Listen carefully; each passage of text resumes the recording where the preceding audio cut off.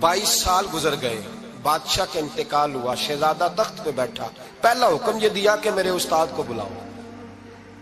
पहला हुक्म। उस्ताद जी बूढ़े हो गए थे, छड़ी के ऊपर टेक लगा के आए और भवें सफेद होके झुक गई थी। यूं आंख खोल के बड़ी मुश्किल से देखा, कहने लगे शहजादे हुक्म हो।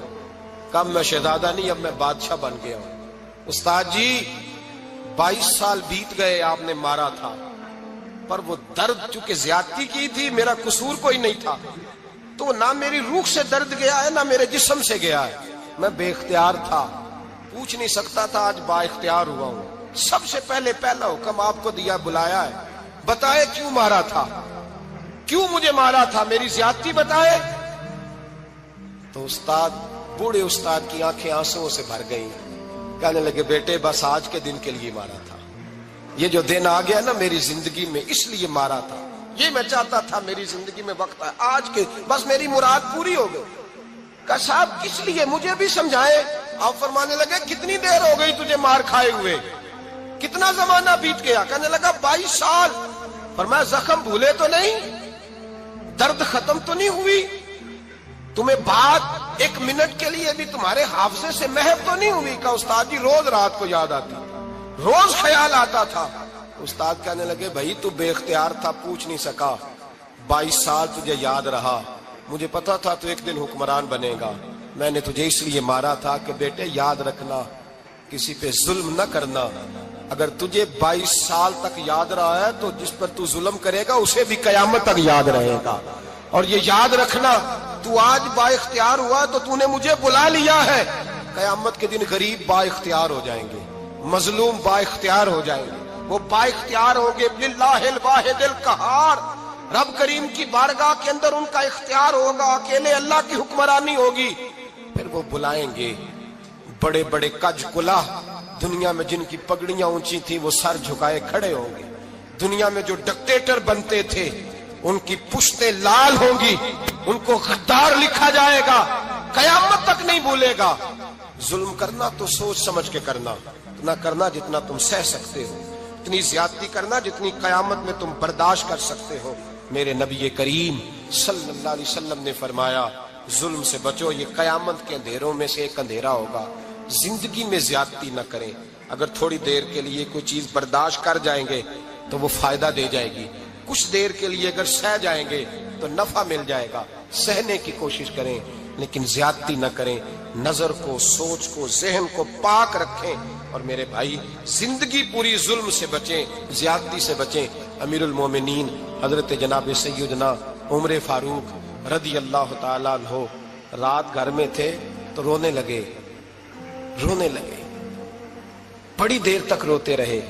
वालदा उठी तो साहिबजादे से कहने लगी पता करो तुम्हारे बाप को क्या मसला है। शहजादे आए, कहने लगे अमीरुल मोमिनीन वालिद गिरामी क्या हुआ। तो हजरत उमर फारूक कहने लगे बेटा अपनी अम्मा को बुलाओ। वालदा आ गई, क्या बात है, कुछ तबीयत खराब है तो हकीम का बंदोबस्त किया जाए। तो हजरत उमर कहने लगे कुछ भी नहीं, आज मस्जिद से निकला हूं तो नबी पाक के सहाबा मेरी तारीफें कर रहे थे। ये हजरत फारूक आजम के विसाल के करीब के दिन है। तारीफ तो हजरत ये रोने की बात है कि खुश होने की। आप फरमाने लगे नहीं, सोचता हूं बाहर तो मैं अच्छा रहा हूं, पता नहीं घर में ही कोई ज्यादती ना हो गई हो, पता नहीं तुम्हारे साथ भी मेरे मामला ठीक थे कि नहीं। सहाबा तो तारीफ करते हैं, रो रहा हूं तुम्हारी वजह से ना उलझ जाऊं, बीवी ही ना कहे मेरा हक ही अदा नहीं किया। ये लफ्ज कहते कहते पहाड़ है ये शख्स, कैसरो किसरा कांपते हैं। हजरत उमर रो पड़े, बीबी से कहने लगे मुझे अल्लाह की रजा के लिए माफ नहीं कर देती, मेरे ऊपर बोझ था उम्मत का, मैं सारी रात मदीने की गलियों में फिरता था, दिन सारा मस्जिद में गुजरता था, मैं तुझे वक्त नहीं दे पाया, माफ नहीं कर देती। तो ज़ौजा कहने लगी नहीं उमर, मैंने भी जिंदगी में अपना कोई सुख चैन नहीं देखा, कोई चाव पूरा नहीं किया, मैं कैसे माफ कर दूं, मैं नहीं माफ करती। हजरत उमर जमीन पे बैठ गए, रोने लगे, कहने लगे चल माफ कर दे। कहने लगी एक वादा करो, कयामत के दिन रब करीम की बारगाह में मेरी सिफारिश करोगे, अल्लाह की बारगाह में अर्ज करोगे कि अल्लाह अच्छी थी, मुझे कपड़े धो के देती थी, रोटी पका के देती थी, मेरी इज्जत की मुहाफिज थी।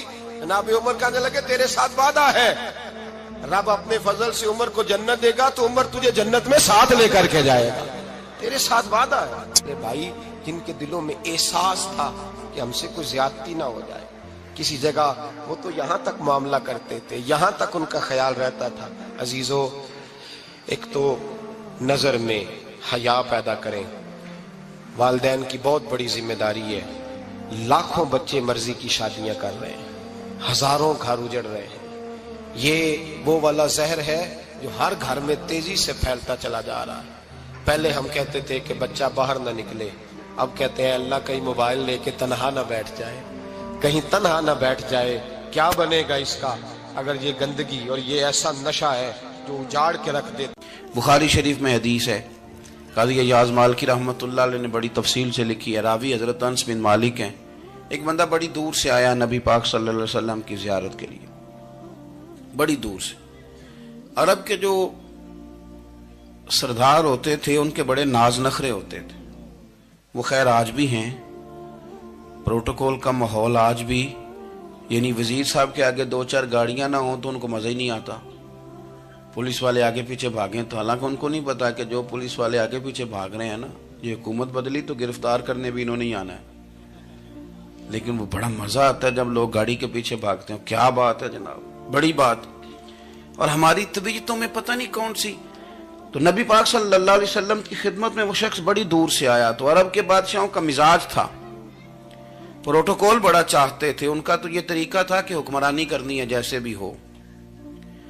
اگر کسی غلام نے دھوپ میں بندھا رہ گیا، اونٹ اور چھاؤں میں نہیں باندھا تو درے مارتے تھے، اور اگر اس نے کھول کے باندھ دیا تو پھر بھی مارتے تھے، کہتے تھے اتنا سیانا ہو گیا تو انہیں پوچھا ہی نہیں، خود بخود ہی باندھ دیا۔ وہ شخص حضور کی بارگاہ میں آیا، اور بہت سارے لوگوں کے پاس کیونکہ وہ جاتا تھا اپنے سربراہ کا پیغام لے کے، تو وہ کانپ رہا ہے جب حضور کی بارگاہ میں گیا، ڈر رہا ہے۔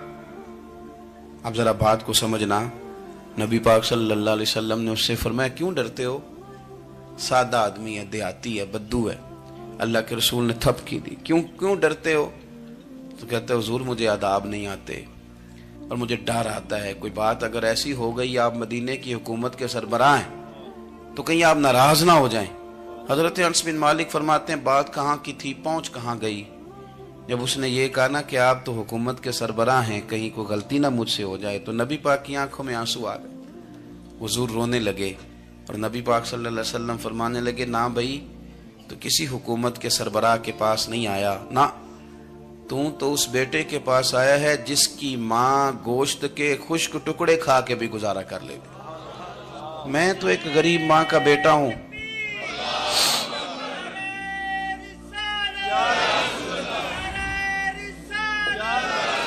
بھائی اگر آپ کا یہ ذوق بن جائے، دیکھو نا آج تو لوگ بھول جاتے ہیں نا، کپڑے بدل لیتے ہیں تو وہ سمجھتے ہیں کہ شاید سارا کچھ ہی بدل گیا، یعنی گاؤں سے آ کر پڑھنے والے بھول ہی گئے ہیں کہ کس کی ماں نے کتنا زیور بیچا تھا۔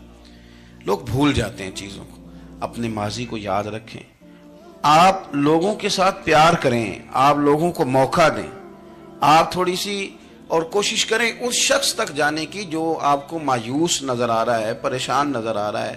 یہ ہمیں میلاد والے محبوب صلی اللہ علیہ وسلم نے درس دیا۔ ایک اور پہلو، حضور سید عالم صلی اللہ علیہ وسلم نے، ہمارے ہاں نا ابھی بھی برادری کی تقسیم ہے، ابھی بھی، اور کچھ میں نے ایسے کمزور لوگ بھی دیکھے، یہ اس طرح کی حرکتیں ہارے ہوئے لوگ کرتے ہیں، ہارے ہوئے لوگ جو اپنے آپ کو سمجھتے ہیں کہ میں کوئی بڑا آدمی ہوں۔ بڑا آدمی تو اپنے اخلاق سے ہوتا ہے، اپنے کردار سے ہوتا ہے، اپنی سخاوت سے ہوتا ہے، لوگوں سے پیار کرنے سے ہوتا ہے۔ باقی یہ کہ بیٹھ کے کہانی سنانا کہ میں بڑا کچھ کرتا ہوں، تو جو کچھ کرتا ہوتا ہے اسے سنانے کی کوئی ضرورت ہے؟ ایک اور بہت سارے لوگ آپ تعزیت کرنے جائیں نا والد کے انتقال کے بعد، تو ان بیچاروں کو بتانا پڑتا ہے کہ ابا جی میرے بغیر دوائی نہیں کھاتے تھے۔ تو میں کہتا ہوں اگر تیرے بغیر نہیں کھاتے تھے پھر بتانے کی ضرورت نہیں، پھر تو سارے گاؤں کو پتا ہوگا کہ تیرے بغیر نہیں کھاتے تھے۔ اور اگر کوئی دال میں کالا ہے تو پھر تیری وضاحت کوئی بندہ قبول نہیں کرے گا۔ تو آپ کو بتانا کیوں پڑ رہا ہے، اور آپ بار بار اس بات کا ذکر کیوں کر رہے ہیں کہ ہم بہت بڑے قبیلے کے ہیں؟ صاحب اگر آپ بڑے قبیلے کے ہیں تو پتا ہوگا سارے علاقے کو آپ کتنا لوگوں کا خیال کرتے ہیں، آپ کس قدر محبت کرتے ہیں، آپ کا انداز کریمانہ کس طرح کا، پھر آپ کو بتانے کی کوئی ضرورت نہیں ہوتی، پھر خود بخود خبر ہوتی ہے۔ حضرت سیدنا ابو ذر غفاری رضی اللہ تعالیٰ عنہ، قبیلہ بنو غفار ایک بڑی شاخ تھی قبیلوں میں سے، جو لوگ اس زمانے میں مالدار قبیلوں سے تعلق رکھتے تھے ان میں سے ایک بڑا نام تھا. ساری زندگی چودراہٹ کی، لیکن میلاد ایک انقلاب کا نام ہے. میں میلاد منانے والے دوستوں سے گزارش کرتا ہوں کہ آپ ہر سال میلاد منائیں اور ہر سال میلاد کے بعد آپ تھوڑے بدل بھی جائیں، یعنی تھوڑے سے بدل جائیں. کچھ لوگ کہیں یار یہ داڑھی میں نے نا 12 ربیع الاول والے دن رکھی تھی، یہ میری میلاد والی داڑھی ہے. اور داڑھی رکھیں بھی نبی پاک کی مرضی کی. کس کی مرضی کی؟ نہ ناراض ہو جائے جی میں ٹور چلا بس. کس مرضی کی جی؟ اپنی مرضی کے نہیں. داڑھی کا وزن کو نہیں ہوتا کہ پوری مٹھی رکھیں گے تو آپ کو کوئی دقت ہوگی، کوئی وزن نہیں. پوری رکھیں، جو حضور کا طریقہ مبارکہ ہے جو ہمیں ملتا ہے اس پر آپ توجہ فرمائیں. تو میں جو بات عرض کرنے جا رہا ہوں وہ میلاد انقلاب ہے. حضور سید عالم صلی اللہ علیہ وسلم کی بارگاہ میں آنے سے پہلے لوگ کچھ اور ہوتے تھے اور یہاں سے ہو کے جاتے تھے تو پھر ان میں تبدیلی آتی تھی. میں سارا دن کرامتیں سناؤں نا کسی کو اپنے پیر صاحب کی اور اپنے گھر میں بھی کہ میرے حضرت بڑے، میرے استاد بڑے، لیکن بیوی کے ساتھ اگر میں ترش لہجے میں بات کروں گا تو وہ کہے گی اے سکھاندے نے تینوں پیر صاحب. دوست کہیں گے یہ سکھاتے ہیں آپ. تو آپ کی کہانیاں نہیں چلتی، آپ کا کردار چلتا ہے. حضرت ابو ذر غفاری رضی اللہ تعالیٰ عنہ فرماتے ہیں چونکہ میں چودھری تھا، سیدنا بلال حبشی رضی اللہ تعالیٰ عنہ کے پاس میں بیٹھا تھا. کسی بات میں بات آگے بڑھی اور بڑھتے بڑھتے بات شکنجی تک چلی گئی. رائے کے اختلاف نے باتوں میں تلخی پیدا کر دی اور جب تھوڑے لفظ اور تیز ہوئے تو میں نے انہیں کہہ دیا چپ کر، تو ابشن کا بیٹا ہے. کس کے بیٹے تھے حضرت بلال؟ کہتے ہیں جب انہوں نے مجھے کہا تو میرا دل بڑا ٹوٹا، لیکن میں نے ارادہ کیا کہ میں نے حضور کی بارگاہ میں نہیں عرض کرنی. اب ہر بات کی ہم حضور کی بارگاہ میں شکایت کریں. لیکن میں جا کے مسجد میں بیٹھا اور جب سرکار آئے نا، ارادہ نہیں تھا کہ عرض کروں گا، لیکن حضور کا چہرہ دیکھا تو دکھ میرا خود ہی تازہ ہو گیا. رونے کا بھی تو تب ہی مزہ آتا ہے نا کوئی اپنا ملے تو. فرماتے ہیں کہ میرے آنسو نا بغیر اختیار کے چھلک پڑے اور میں کھل کے روئے، کھل کے. قربان جاؤں محبوب کے بھی حضور نے پاس نہیں بلایا بلکہ نبی پاک اٹھ کے خود میرے پاس آئے اور مجھے کندھوں سے پکڑ کے سینے سے لگایا.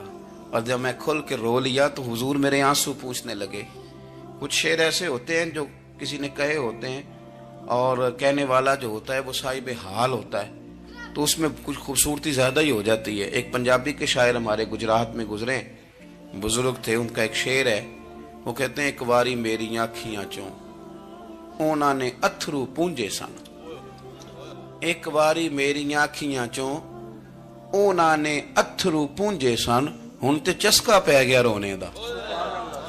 ایک واری میری آنکھیاں چوں اونا نے اتھرو پونجے سن، ہن تے چسکا پہ گیا رونے دا تے ہر ویلے آہو زاری دا. تو میں روز رونے لگا ہوں. مزہ ہی بڑا آیا ہے جب سے محبوب نے چپ کرانا شروع کیا میرے عزیز. اور پھر حضرت بلال حبشی رضی اللہ تعالیٰ عنہ چونکہ حضور کے غلام تھے اور انہیں پتا تھا کہ سرکار میری ناز برداری کرتے ہیں، حضور نے چپ کرایا. فرمایا کیوں روتے ہو؟ تو عرض کرنے لگے یا رسول اللہ صلی اللہ علیہ وسلم اگر میں ابشن کا بیٹا ہوں تو میری تو غلطی کوئی نہیں نا، یہ تو تقسیم اللہ کی ہے نا. الذی خلقک فسواک فعدلک فی ای صورت ما شاء رکبک. جس طرح وہ چاہتا ہے، جس کو چاہتا ہے اس طرح کی اس کی صورت بنا دیتا ہے. تو مجھے ابشن کا بیٹا کہا جاتا ہے، میری غلطی کیا ہے؟ حضرت بلال نے بھی نہیں بتایا کس نے کہا، لیکن نبی پاک صلی اللہ علیہ وسلم نے کیا فرمایا. امام یوسف صالحی نے لکھا ہے، ذرا غور کرنا بات پر، تسلیاں لوگ اور رنگ میں بھی دیتے ہیں پر یہ تسلی بڑی انوکھی ہے. حضور فرمانے لگے بلال اگر تو ابشن کا بیٹا تو پریشان کیوں ہوتا ہے؟ کالے رنگ والی ماں کا بیٹا ہے تو پریشان کیوں ہوتا ہے اگر تیری والدہ کا رنگ کالا ہے تو؟ عرض کی حضور آپ کیا فرمانا چاہتے ہیں؟ تو سرکار فرمانے لگے میں دو ماؤں کا بیٹا ہوں، ایک جناب آمنہ جنہوں نے مجھے پیدا کیا اور ایک حضرت ام ایمن جنہوں نے میری پرورش کی، مجھے بڑا کیا. حضور فرمانے لگے میری ماں آمنہ کا رنگ گورا تھا اور میری ماں ام ایمن کا رنگ کالا ہے. تو فرمایا اگر تجھے کسی نے کالے رنگ والی ماں کا بیٹا کہا تو اسے کہہ دینا مدینے والے محبوب کے بھی تو ایک والدہ کا رنگ کالا ہے، تو کہہ دینا. حضرت بلال کہتے ہیں کہ وہ اس طرح کی تسلی تھی، طفل تسلیاں نہیں جس طرح کی ہمیں دی جاتی، وہ اس طرح کی خوبصورت تسلی تھی کہ اس کے بعد میرا دل ایسا ٹھنڈا ہوا، پھر کسی کا تانا نہیں رہا. پھر کسی کی تکلیف نہیں رہی. رسول پاک صلی اللہ تعالی علیہ وسلم نے یہ جو آج تقسیم ہے ہمارے ہاں اونچ نیچ کی، چھوٹے بڑے کی، ذات برادری کی، حضور فرماتے ہیں میں نے پاؤں کے نیچے رکھ کے کچل دی. اب اس کا کوئی سٹیٹس نہیں رہا، اب یہ کوئی معاملہ نہیں. پھر میرے بھائی ایک معاملہ ہمارے اندر جو اور بڑی شدت کے ساتھ آیا ہے اور جس نے بڑا زور پکڑا ہے، وہ یہ ہے کہ ہم نا پڑھے لکھے لوگوں سے معذرت کے ساتھ، پڑھے لکھے لوگوں کا بھی ایک مسئلہ ہے، وہ دوسروں کو جاہل کہنا ضروری سمجھتے ہیں. الا ماشاء اللہ میں اکثر کہتا ہوں کہ یہ تو آسان کام ہے نا، آپ نے کہہ دیا جاہل نہیں جی سارے پنڈ والے، یہ تو بڑا آسان کام ہے، تو جان چھڑانے والی بات ہے. ان پڑھ ہیں جی اس قوم دا کچھ نہیں بن سکتا، بھی تو آسان کام ہے، جان چھوٹ گئی. میں بھی کھڑا ہوتا ہوں نماز جنازہ کی امامت کرنے کے لیے، کبھی تو کہہ دیتا ہوں کہ جناب آج لوگوں کو نماز جنازہ کی دعا نہیں آتی، تو سوچتا ہوں کہ اگر کسی نے کھڑا کر کے پوچھ لیا کہ آپ نے کتنے لوگوں کو یاد کرائی ہے، ہم نے کبھی کہا کہ آؤ بیٹھو یاد کراؤں، تو اس کا جواب کیا ہے؟ تنقید کرنا آسان کام ہے اور تعمیر کرنا یہ مشکل مرحلہ ہے. عزیز دوست، ہمارے ہاں نا ان پڑھ بندے کے ساتھ اور اس بندے کے ساتھ جس کی سوچیں محدود ہیں، ہمارا رویہ اتنا تلخ ہوتا ہے. بھائی مزہ تو تب آتا ہے نا جب آپ کو، کچھ لوگ کہتے ہیں میں اچھے کے ساتھ اچھا ہوں، تو اچھے کے ساتھ تو ساری دنیا اچھی ہوتی ہے، آپ نے اس میں کیا کمال کیا؟ ترجیح آخرت کو، اللہ کی ذات کو. ہماری آخرت کس طرح ٹھیک ہو سکتی ہے، آخرت میں کامیاب کس طرح ہو سکتے ہیں، آخرت میں اللہ تعالیٰ کی رضا کیسے پا سکتے ہیں، اس کو ترجیح دینی چاہیے. نبی پاک صلی اللہ تعالیٰ علیہ وسلم کے بہت سارے صحابہ بڑی شانوں والے، ایک صحابی کا ہم آج ذکر کرنے جا رہے ہیں جن کا نام ہے حضرت ابو ذر غفاری رضی اللہ تعالیٰ. ہمارے صوفیاء تصوف میں ایک جملہ بولتے ہیں کہ تیرا تو فقر بوزر ہے، یعنی جن کو صحیح درویش کہتے ہیں نا، صحیح درویش. مولا علی شیر خدا رضی اللہ تعالیٰ عنہ فرمایا کرتے دو ہی تو بندے ہیں جو رب کے رستے میں کسی شے کی پرواہ نہیں کرتے. حضور کون سے؟ فرمایا ابو ذر غفاری ہے اور دوسرے علی المرتضیٰ ہے. مولا علی فرمایا کرتے یہ نا مسلمانوں میں سے چوتھے یا پانچویں مسلمان ہیں. شروع سے ایک سلیم الطبع آدمی، کچھ لوگ طبعاً بڑے نفیس ہوتے ہیں، طبعاً ہی اللہ کی طرف سے شروع سے ہی. ان کا جو قبیلہ تھا بنو غفار، وہ رہزنی کرتا تھا، لوگوں کو لوٹ لیتا تھا. شروع میں یہ کام کیا، لیکن جب کچھ لوگوں کی چیخیں کانوں میں گئیں تو چھوڑ دیا. فرمایا نہیں یار، طبیعت نہیں مانتی. اور نبی پاک کا کلمہ پڑھنے سے پہلے ہی بتوں کی پوجا چھوڑ کے رب کی عبادت شروع کر دی. لوگ پوچھا کرتے تھے آپ عبادت تو کرتے تھے پر منہ کدھر کرتے تھے؟ فرماتے تھے جدھر وہ کرا لیتا تھا کر لیتے تھے. کسی نے انہیں بتایا کہ مکے میں ایک شخص ہیں جنہوں نے اعلان نبوت کیا ہے، آپ کی طرح کی باتیں کرتے ہیں. انہوں نے اپنے بھائی کو بھیجا، ان کا نام انیس تھا، پتہ کر کے واپس آئے. بھائی کہنے لگے ابو ذر، ان کا نام جندب ہے، اصل میں ذر ان کے بیٹے کا نام ہے اور کنیت سے زیادہ معروف ہیں، ابو ذر غفاری کہلاتے ہیں. فرماتے ہیں کہ بھائی نے آ کے بتایا کہ وہ نیکی کا حکم دیتے ہیں، برے کاموں سے منع کرتے ہیں، صلہ رحمی کا پیغام دیتے ہیں، لیکن لوگ سارے مخالف ہیں. یہ چیز بھی بڑی کاؤنٹ ہوتی ہے، اسے نہ کاؤنٹ کیا کریں. لوگوں کی ترجیحات بدلتی ہیں، صبح کچھ، دوپہر کچھ، شام کچھ، اسے نہ کاؤنٹ کریں. انہوں نے اس بات کو کاؤنٹ کر کے بتایا کہ لوگ ان کے جو ہیں نا وہ مخالف ہیں سارے. تو حضرت ابو ذر غفاری کہنے لگے مجھے تسلی نہیں ہوئی، میں خود جا کے پتہ کروں گا. کہتے ہیں مکہ شریف آیا تو کسی ایسے آدمی سے پوچھ بیٹھا، میں تو کچھ اور سمجھا تھا، وہ کچھ اور نکلا. مکے والوں نے بڑا مارا. مکے پہنچ کے پہلی جو چیز ملی وہ مار کھانے کی تھی. اب میں ڈرتے کسی سے پوچھتا ہی نہ، بھوک بھی بڑی تھی، رہنے کو جگہ نہیں تھی، حرم شریف میں لیٹا رہتا تھا. میرے نصیب دیکھو، مجھے ایک شخص نے نہ آ کے ہلایا، کہنے لگے اگر مناسب سمجھیں تو میں آپ کو دیکھ رہا ہوں کافی دیر سے، آپ کوئی پردیسی ہیں، آپ کا اپنا مہمان نہ بنا لوں. تو میں نے کہا آپ کا کیا نام ہے؟ کہنے لگے میرا نام ہے علی ابن ابی طالب. کہتے ہیں مولا کائنات گھر لے گئے، کھانا بھی کھلایا، جگہ بھی دی، سونے کو خدمت بھی کی، لیکن چونکہ میں تو پہلے ایک سے پوچھ کے مار کھا بیٹھا تھا، میں نے پوچھا نہیں میں کدھر آیا ہوں. رات رہے، اگلی رات بھی رہے، لیکن میں نے بتایا نہیں میں کس کام آیا ہوں. حضرت ابو ذر غفاری رضی اللہ تعالیٰ عنہ کہتے ہیں خود ہی مولا علی نے پوچھا بتا سکتے ہو کیسے آئے ہو؟ میں نے کہا رات رکھ لو گے؟ فرمایا بڑا کشادہ سینہ دیا رب نے مجھے، تو بات تو کر، کہنے لگے یار میں تو محمد مصطفیٰ کی زیارت کرنے آیا صلی اللہ تعالی علیہ وسلم۔ یہ بے نیاز لوگوں میں سے ہیں حضرت سیدنا ابو ذر غفاری۔ میں حضور کی زیارت کے لیے، حضرت علی کہنے لگے سویرے لے چلوں گا۔ انسان بزدل نہیں ہوتا، ہر انسان بزدل نہیں ہوتا، اور بلا وجہ ٹکراؤ کی پالیسی بنا لینا یہ بھی سیانے لوگوں کا کام نہیں۔ حکمت کے تقاضوں کے مطابق چلنا یہ بھی دلیر لوگوں کا ہی کام ہوتا ہے۔ حضرت مولا علی کہنے لگے صبح لے کے چلوں گا، پر حالات ٹھیک نہیں، شرارتی لوگ ہر جگہ ہوتے ہیں۔ اگر کوئی شرارتیوں کا ٹولہ ملا نا جو کھڑا ہوگا جاسوسی کرنے کے لیے کہ حضور کی طرف کون کون جا رہا ہے، تو میں نیچے جھکوں گا جوتے کا تسمہ ٹھیک کرنے کے لیے، لیکن آپ نے نہیں کھڑے ہونا، آپ نے چلتے رہنا ہے تاکہ کسی کو شک نہ ہو۔ کہتے ہیں اس ترتیب سے حضرت علی مجھے لے کے گئے، میں حضور کی بارگاہ میں پہنچا۔ مولا علی کہتے ہیں بڑے بڑے لوگ سوال کرتے تھے، پر یہ شروع سے سلیم الطبع تھے، مجھے کہہ لینے دینا، جنہوں نے ماننا ہوتا ہے وہ لمبے سوال کرتے ہی نہیں، مان جو لیا تو لمبے سوالوں کی ضرورت ہی کوئی نہیں۔ کہتے ہیں لوگ بڑے بڑے سوال کرتے تھے، پر ابو ذر نے 2-3 باتیں پوچھی اور آگے جا کے کہنے لگے حضور ہاتھ بڑھائیں مجھے کلمہ پڑھائیں۔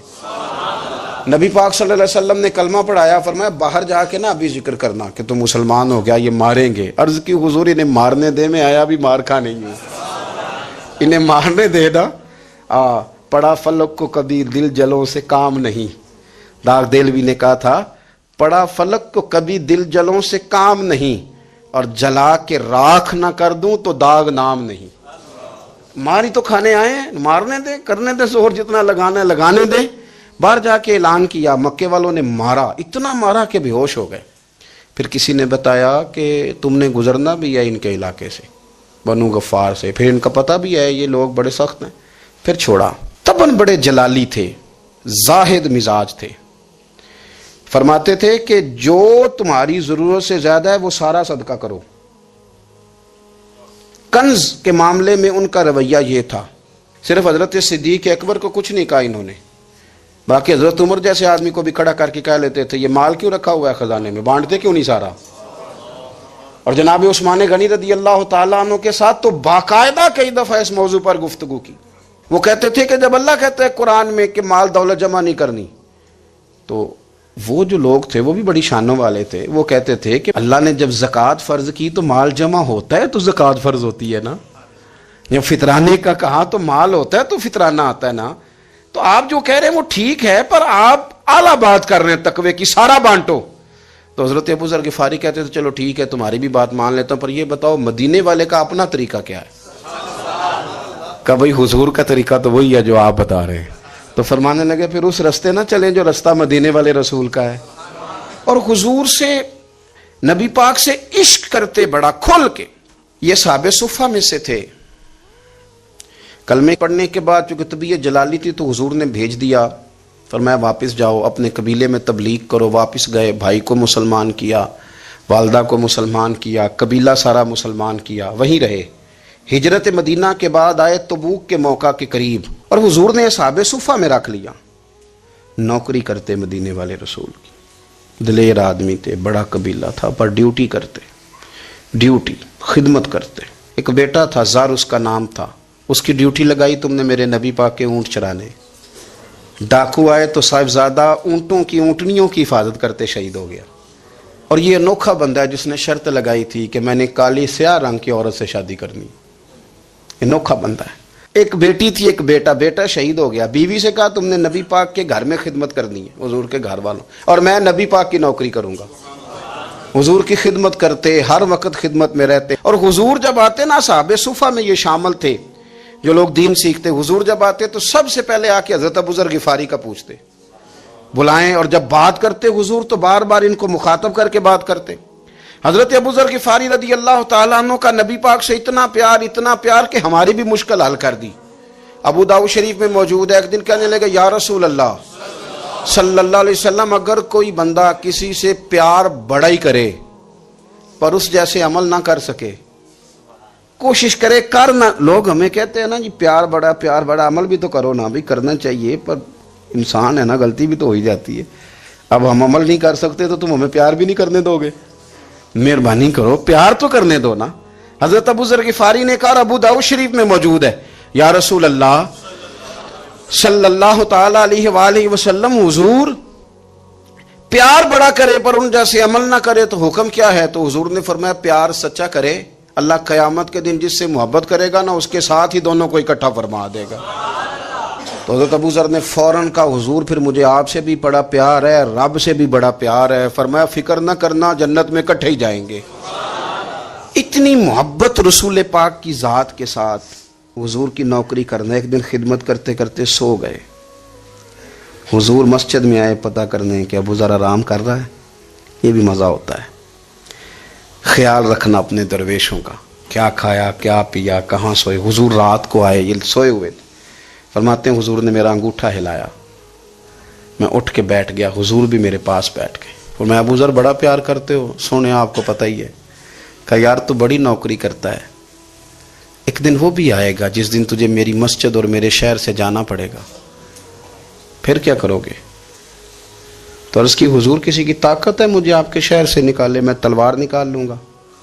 तो नबी पाक ने फरमाया, तलवार ना निकालना, जहाँ तुम्हें भेजा जाए चुप करके चले जाना। हुजूर कब तक? फरमाया, जब तक अल्लाह तेरी और मेरी मुलाकात नहीं करा देता, यानी विसाल तक।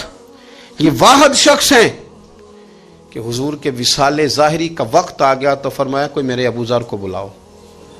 जब ये आए तो हुजूर लेटे हुए थे, ये झुके नबी पाक की तरफ, हुजूर मैं हाज़िर हूँ। तो हुजूर ने पकड़ के सीने के साथ लगा लिया। मेरे रसूल पाक सल्लल्लाहु अलैहि वसल्लम की खिदमत में एक दफ़ा अर्ज़ करने लगे, हुजूर मुझे सूबे का गवर्नर बना दें। तो नबी पाक ने फरमाया, अबू ज़र मैं ओहदे पसंद नहीं करता, तो तुम्हें भी मैं कहता हूँ ओहदा ना लेना, तुम्हें भी कहता हूँ ओहदा ना लेना। फरमाया, अबू ज़र मैं जो चीज़ अपने लिए पसंद करूँगा तुम्हें भी उसी का मशवरा दूँगा। तुम बंदे अच्छे हो पर यह काम तुम्हारे बस का नहीं है। बड़े जाहिद आदमी मेरे रसूल करीम सल्लल्लाहु ताला अलैहि वसल्लम ने इनके बारे में फरमाया, जिस तरह नबियों में हज़रत ईसा अलैहिस्सलाम हुए। हज़रत ईसा देखे ना, अंबिया में अल्लाह ताला ने हर किस्म की अज़मत नबियों को दी। जनाबे सुलेमान अलैहिस्सलाम का तो तख्त भी हवा में उड़ता था, जिन तक ताबेदार थे। और नबियों में हज़रत ईसा भी हैं जिनके पास घर भी कोई नहीं, शादी भी कोई नहीं की, ईंट सराहने रख के तकिया बनाते। एक उनके पास कंघी थी और एक प्याला था। देखिए जो बंदा नेक हो ना, वो भी नेक हैं, अल्लाह के नबी हैं। आप अपना तकवा मुसल्लत नहीं करेंगे, जो वो कर रहे हैं वो भी मुखलस होके कर रहे हैं। हुकूमतें जो चलानी है तो वो किसने चलानी है? अगर नेक बंदे नहीं आएंगे तो गलत लोग आएंगे, कौमों पे जुल्म करेंगे, वो भी अपनी जगह ठीक है। लेकिन ये जो कर रहे हैं ये बात भी अपनी जगह बिल्कुल ठीक है। हम पता क्या करते हैं, हम चीजों को मुसल्लत करते हैं, एक दूसरे पर मुसल्लत नहीं करें चीजों को। आप जो कर सकते हैं, जो रास्ता आपको सही लगता है इख्तियार कर लें। यही तो हमारे दीन का हुस्न है कि सारे रास्ते वाज़े करके हमें दिखाता है। हजरत ईसा अलैहिस्सलाम ने एक दिन देखा कि एक बंदा ना उंगलियों के साथ अपने बाल सीधे कर रहा है। तो आपने फरमाया, यार कंघी के बगैर भी काम चल सकता है। कंघी भी खैरात कर दी। देखा एक बंदा हाथ का तकिया बना के लेटा है, तो फरमाया ईंट भी दे दो, किसी के काम आ जाएगी। एक दिन देखा कि एक बंदा ना यूं चुल्लू में पानी पी रहा है, फरमाया प्याला भी रहने दो, इसके बगैर भी काम चल ही जाता है। जनाब ईसा का ये ज़ुहद था। मेरे नबी पाक अलैहिस्सलाम ने फरमाया, जिसने जनाब ईसा का ज़ुहद देखना हो वो मेरे अबू ज़र गिफारी को देखे, इनको देखे। ये दुनिया में जनाब ईसा के ज़ुहद के मुताबिक चलते फिरते, सारी जिंदगी दौलत को, माल को पसंद नहीं किया। जहां रहते थे एक गवर्नर साहब ने 300 दिनार तोहफे में भेजे। तो एक होता ना बंदा कहता नहीं नहीं जरूरत नहीं। और हुजूर सैयद आलम सल्लल्लाहु अलैहि वसल्लम ने तो उमर से फरमाया था, जो खुद बखुद आ जाए वो कबूल कर लो अल्लाह की तरफ से। लेकिन इनका रंग फकीरी वाला था और थोड़ा अनोखा था। 300 दिनार आए तो फरमाने लगे, उसे जाके कहो तुम्हें कोई और बंदा नहीं मिला धोखा देने के लिए, मेरे घर ही माल भेज दिया है। फरमाने लगे, मेरे पास गधा है सवारी करने के लिए, मेरे पास बकरियां हैं दूध पीने के लिए, मेरे पास एक चादर इजाफी है सामान में से। मैं तो डरता हूं कि रब कहीं उस चादर के बारे में सवाल ना पूछ ले, और तुम हो कि मेरे पास ये लेके आए हो।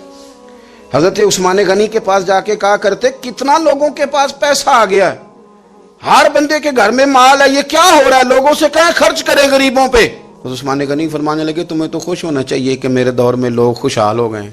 आप फरमाने लगे, नहीं وہ والا رنگ زیادہ بہتر ہے جو مدینے والے نے اختیار فرمایا ہے، کیونکہ کچا رنگ للاری والا چڑھدا تے لیندا رہندا عشق تیرے دا رنگ محمد، جدوں چڑھ جائے پھر نہیں لیندا۔ آپ کی طبیعت کے اندر دولت سے بیزاری، حضرت ابو دردہ، حضرت ابو موسیٰ اشعری، حضرت ابو ہریرہ رضی اللہ تعالی عنہ، یہ سمجھ لیں ان کے کلاس فیلو تھے، ان کے ساتھ پڑھا تھا انہوں نے۔ حضرت ابو ذر غفاری ان پر بھی جلال کرتے۔ آپ یقین کریں کہ طبیعت نا ایسے کیف میں آ گئی ان کو پڑھ کے، ان کو پڑھا جب کچھ دنوں سے تو کچھ انوکھا، یہ انوکھی وجہ ہے، سارے زمانے سے نرالے ہیں یہ بندے، کون سی بستی کے یار اب رہنے والے ہیں، یہ کس طرح کے لوگ ہیں، کیا سوچ ہے۔ حضرت ابو دردہ رضی اللہ تعالیٰ عنہ کے گھر کے قریب سے گزرے تو حضرت ابو دردہ مکان بنا رہے تھے، کیا جملہ کہا، تڑپ گئی روح، فرمانے لگے ابو دردہ تجھ سے مجھے یہ امید نہیں تھی یار۔ فرمایا کیا ہوا؟ فرمانے لگے اب تیرا مکان بنانے کے لیے بھی اللہ کے بندوں کی پشتوں پر اینٹیں رکھی جائیں گی، تیرا مکان بنانے کے لیے رب کے بندوں کی پشتوں پر اینٹیں تیرے لیے۔ حضرت ابو دردہ نے گردن جھکا لی، فرمایا یار جہاں تو ہے نا تو بالکل ہی ٹھیک کہتا ہے۔ کیوں؟ میرے نبی پاک صلی اللہ علیہ وسلم نے فرمایا اس زمین کے اوپر اور آسمان کے نیچے ابو ذر غفاری سے سچا بندہ کوئی نہیں، ان سے زیادہ سچا کوئی نہیں۔ فرمایا تو ٹھیک کہتا ہے یار، صحیح کہتا ہے۔ حضرت ابو موسیٰ اشعری رضی اللہ تعالیٰ عنہ کو گورنر بنا دیا گیا عراق کا۔ اب حضرت ابو موسیٰ اشعری صحابہ میں ایک بڑے جلیل القدر صحابی ہیں، اور ان کی عظمتیں، رفتیں، بلندیاں کیا کہنا، بڑی گہری دوستی تھی۔ لیکن جب وہ گورنر بن گئے نا تو آپ نے فرمایا بس بھئی اب تو نے عہدہ لے لیا ہے، یہ بندے کو ٹھیک نہیں رہنے دیتی چیزیں، اب تو عہدے میں چلا گیا۔ بڑی مدت کے بعد ملاقات ہوئی حضرت ابو موسیٰ اشعری کے ساتھ، وہ دوڑ کے آئے حضرت ابو ذر غفاری کے گلے ملنے، میرا بھائی میرا بھائی۔ فرمایا پیچھے ہٹ جا، میں نہیں تیرا بھائی، تو گورنر ہے، میں غریب آدمی ہوں، اپنا کام کر۔ پھر دوڑ کے آئے، فرمایا ابو ذر تو میرا بھائی ہے یار، اکٹھے پڑھتے تھے حضور۔ فرمایا نہیں جا تو نہیں میرا بھائی۔ پھر آئے، جانتے تھے نا یہ سچا بندہ ہے، یہ سچا بندہ ہے، یہ تقریروں والا نہیں، صرف وعظوں والا نہیں، اس کے اندر بھی بڑی سچائیاں ہیں۔ قریب آئے، آ کے کہا یار تو میرا بھائی ہے، میرے سینے لاگ۔ فرمانے لگے تو تیسری بار آیا ہے، مومن ہے، میں منہ نہیں موڑ سکتا، پر پہلے مجھے بتا گورنر بننے کے بعد تو نے مکان کتنے بنائے، باغ کتنے لگائے، چکیاں کتنی لگائیں، کتنے تو نے چیزیں بنائی ہیں، پہلے بتا۔ تو حضرت ابو موسیٰ اشعری نے ان کا ہاتھ پکڑا، رونے لگے، کہنے لگے جس محبوب سے تو نے تربیت لی ہے میں بھی انہی کا نوکر ہوں، جن کپڑوں میں میں عراق گیا تھا میرے آج بھی وہی ہیں یار۔ کیا بات کرتا ہے تو، میرے وہی ہیں۔ مجھے بتا اگر یہ عہدے خدمت کے ہم نہیں لیں گے تو پھر کیا ظالموں کو دیں گے، غیروں کو دیں گے؟ نہ کر، کچھ نہیں بنایا۔ حضرت سیدنا ابو موسیٰ اشعری رضی اللہ تعالیٰ عنہ روئے، اور جب کہا نا کوئی شے نہیں میرے پاس، تو فرمایا اچھا چل آ جا، پھر سینے لگ جا، تو واقعی میرا بھائی ہے۔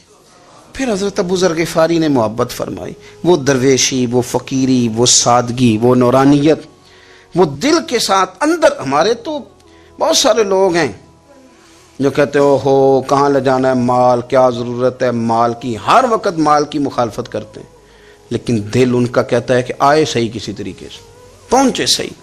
حضور نے فرمایا بعض لوگوں کی زبانیں شہد سے زیادہ میٹھی، دل بھیڑیے سے زیادہ خطرناک، اوپر سے کہہ کچھ رہے ہیں اندر حالات کچھ اور ہیں۔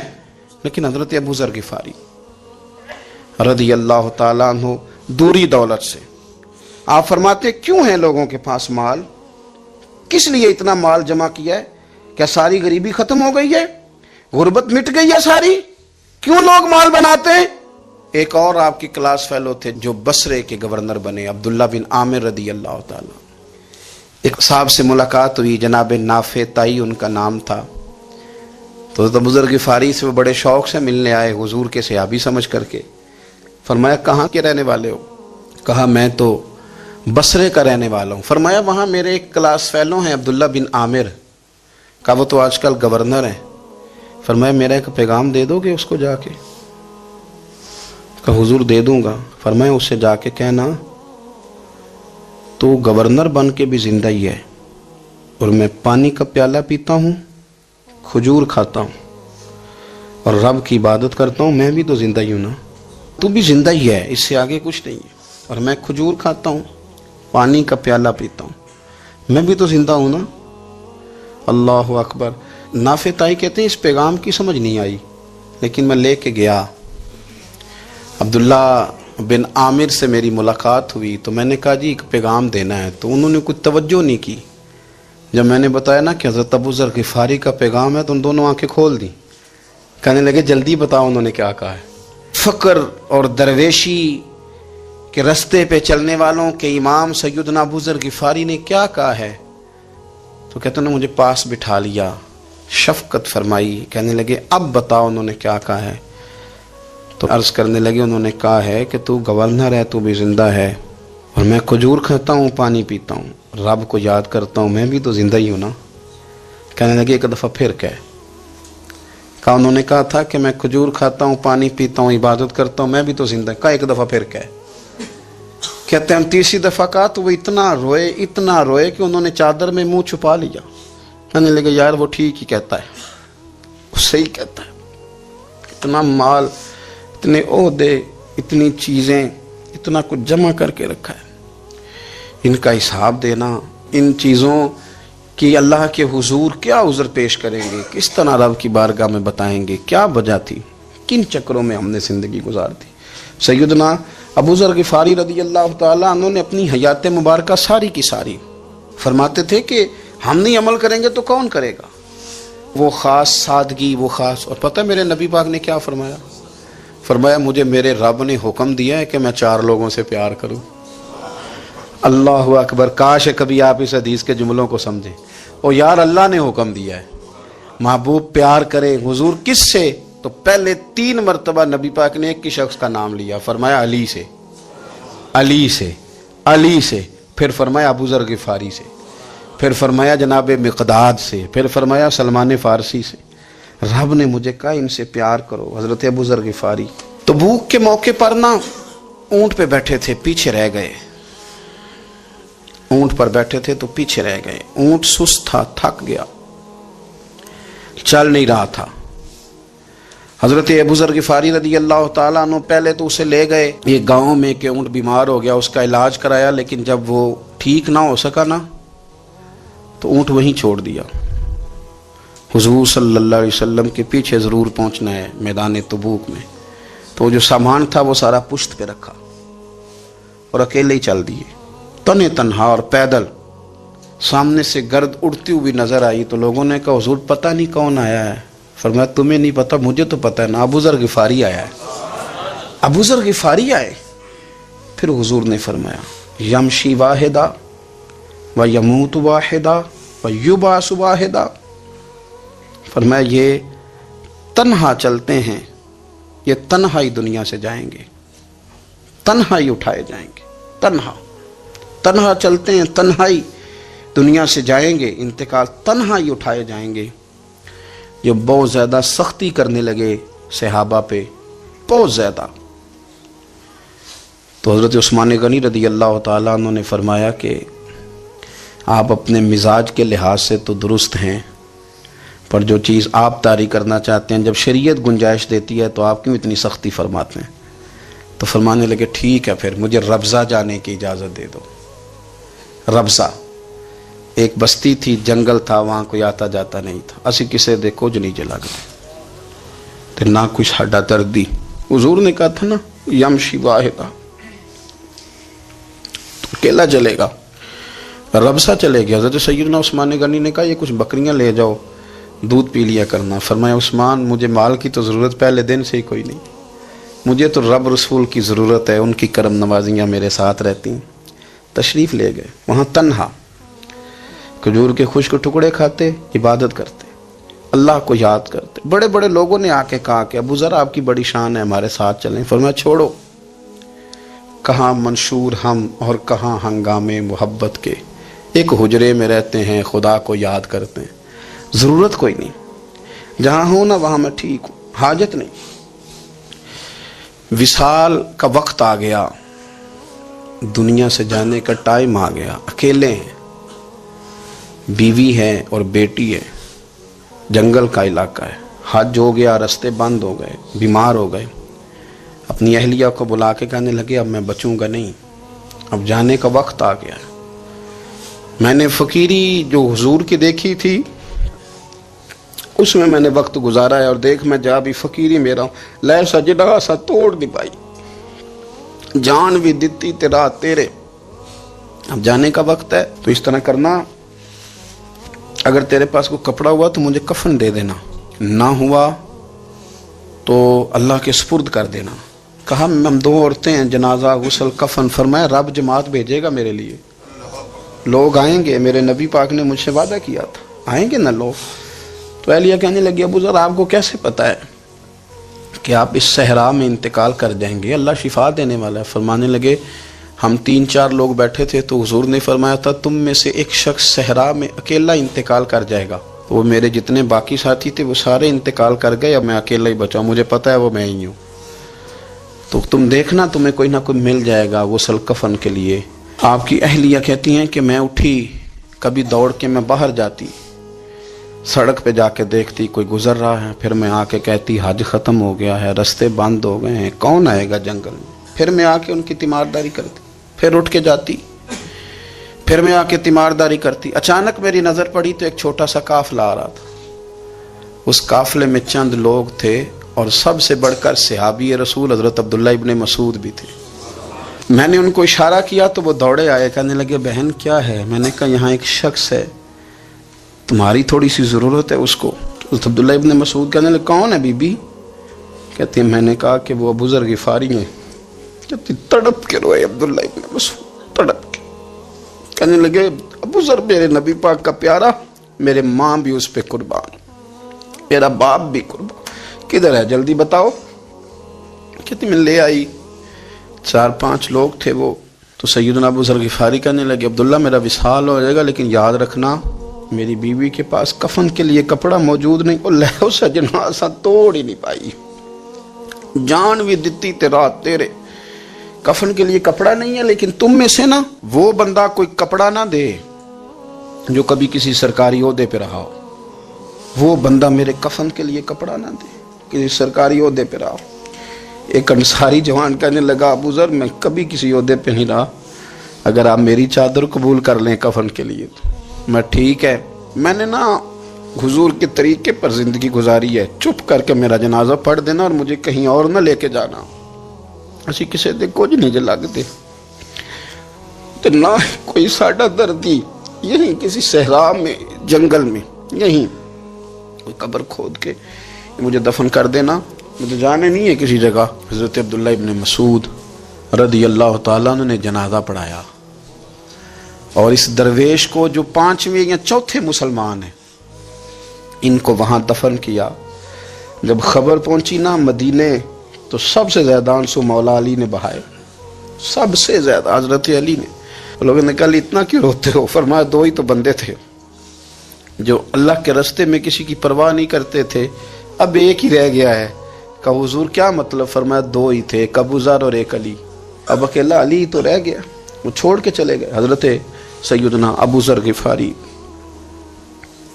रज़ियल्लाहु ताला अन्हु उस अजीम शख्स का नाम है।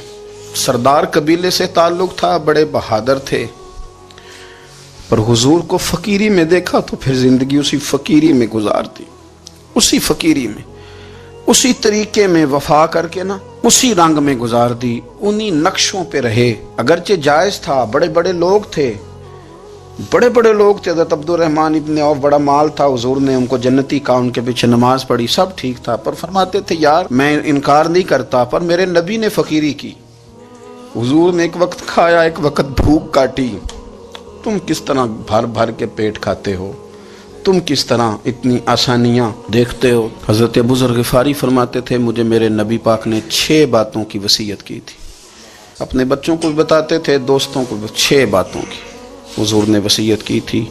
सबसे पहले हुजूर ने फरमाया था अबू ज़र मिस्कीनों से मोहब्बत करते रहना। दूसरा नबी पाक सल्लल्लाहु अलैहि वसल्लम ने फरमाया था जब भी देखना नीचे वालों को देखना, ऊपर वालों को ना देखना। मालदारों जागीरदारों पे तवज्जो न करना, ज़हन ख़राब होगा। नीचे देखना, गरीबों की तरफ तवज्जो रखना। तीसरे नंबर पर नबी पाक सल्लल्लाहु अलैहि वसल्लम ने फरमाया था हर हाल में हक बात कहना, अगरचे वो कड़वी हो। चौथे नंबर पे मेरे महबूब ने फरमाया था अल्लाह के मामले में किसी की परवाह ना करना, कोई क्या कहता है कहता रहे, तुम रब के रास्ते पे चलते रहना, मलामत की परवाह ना करना। और पांचवें नंबर पर मेरे नबी पाक ने मुझसे कहा था अगर रिश्तेदार तुझसे ताल्लुक तोड़े भी ना तो तू जोड़ के रखना, सिला रहमी न छोड़ना। और छठे नंबर तेरा खावा मैं तेरे गीत गावा या रसूल अल्लाह, तेरा खावा मैं तेरे गीत गावा या रसूल अल्लाह, तेरा मिलाद मैं क्यों ना मनावा या रसूल अल्लाह, तेरा खावा मैं तेरे गीत गावा या रसूल